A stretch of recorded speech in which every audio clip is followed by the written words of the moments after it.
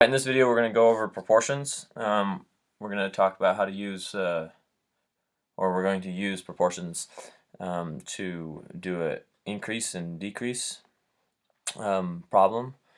And the problem that we have here is the cost, I'll read it, the cost of the first class postage in the US increased by 5% on May 11th, 2009.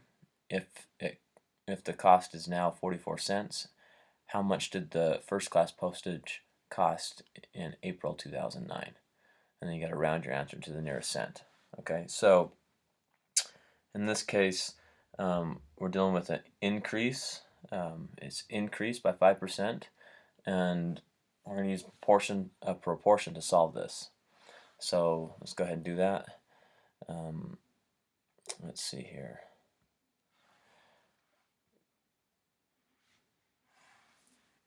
Alright, so the first thing we need to take note of is that it's a 5% increase, okay?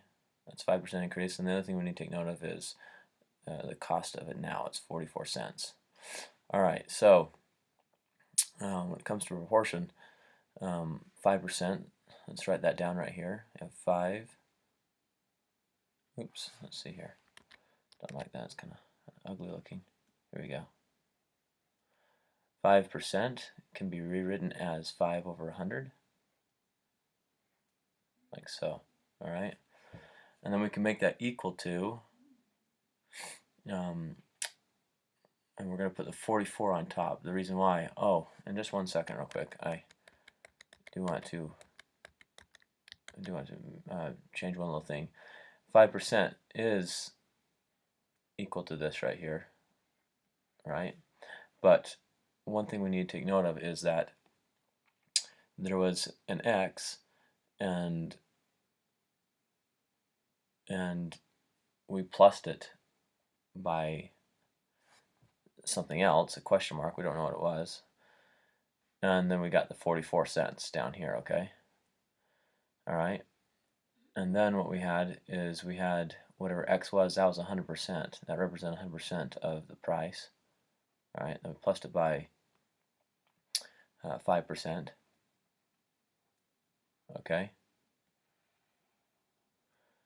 And therefore we get 105%. So what that means is that this right here, when we set up the proportion, isn't just 5 over 100. It's actually 105 over 100. So let's go ahead and do that. Let's make that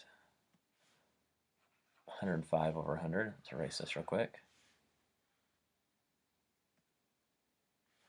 So we have 105 over 100 right here. Okay, and then we make that equal to 44 over x. Now why is it 44 over x? Because why we set up like this, why isn't this a decrease problem? It's not a decrease problem because we're not decreasing the 44. Technically what we're trying to do is we're trying to figure out what the 44 used to be.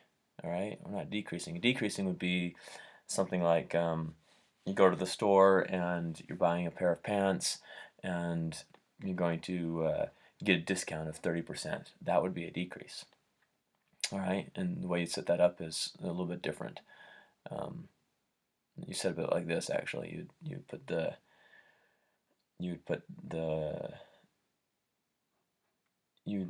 take into account that you're going to pay 70%. If you have a decrease of 30%, you're going to pay 70%, and it's going to be, you know, if the cost of the pants was $100, then it'd be $100 over X, okay? Something simple like that, and you'd be solving for the X, which would, this number would represent the amount that you actually pay for the pants, and this number is going to be 7% of 100. Anyhow, so it's not a decrease, all right? We're trying to figure out what the price was before they increased it by 5%. So all we do here is we can cross multiply, we can times by x, we can do whatever we want to do. Let's to solve this, as long as we get the right answer, right? There's more than one path to the right answer. So I was going to times by x, but I changed my mind. Let's just do cross multiplication. So cross multiplication means that we're going to take this and we're going to times it by this. And then we're going to take this and we're going to times it by this. Okay? So let's do that. So if we take 105 times x, that's going to be 105x. Okay? And if we make that equal to this right here, that's going to be 4400. Why is it 4400? Because when you have 100 here on bottom, and you multiply it by, cross multiplication like this, and there's a number up here, it's a whole number, you're just going to add 2 zeros to it. That allows you, when you times by 100 or times by 10 or times by 1,000, you're just going to add the zeros that are on that number, all right, to this number. So it's 44. And then if we have a calculator, we could do it really quickly, but let's just do it longhand. Let's just do long division.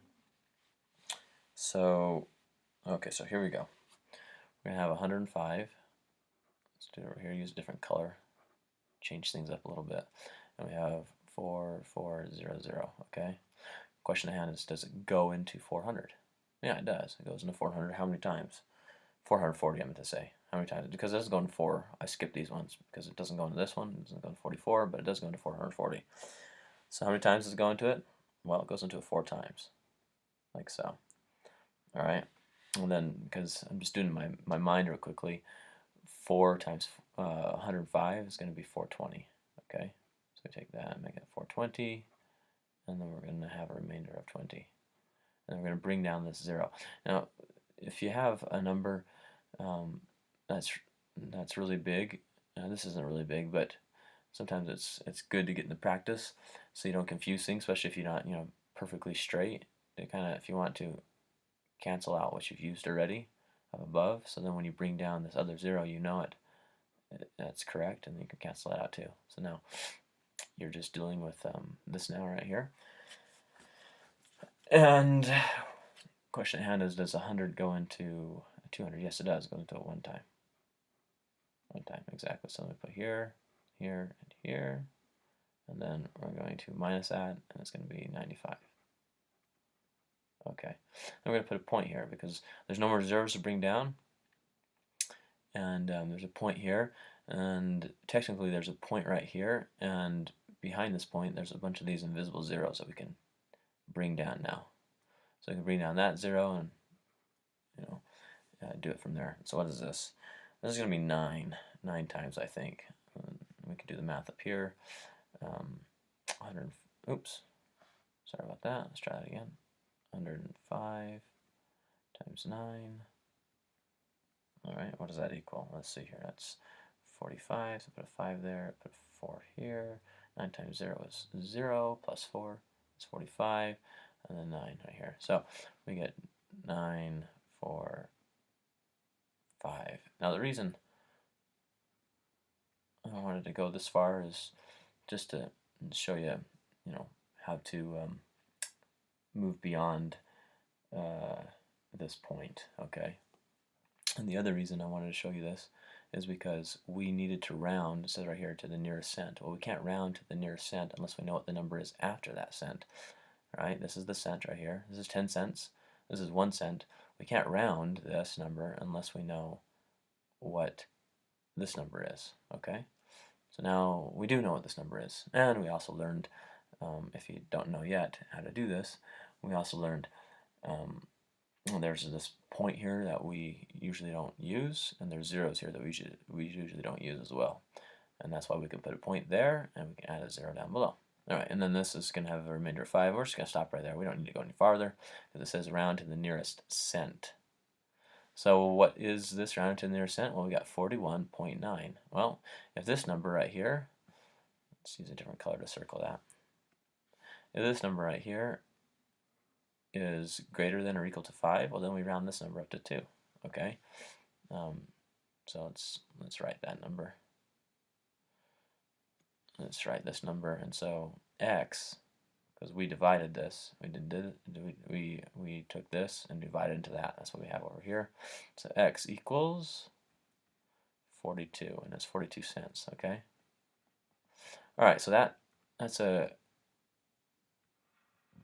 quick thing that we need to understand. We need to understand, again, I'll review this, that this is not a decrease problem. You know, we're not reducing the price. We're not reducing the price of 44. What we're trying to do here is we're trying to figure out what the price used to be. So it's not a decrease. It's actually an increase problem. You see, this x increased by 5%, and we got 44. And then when we set it up as a proportion, then we put 105 over 100 equals 44 over x. And then we just solve for x through cross multiplication or whatever other manner you want to do that. All right. And that's it for right now.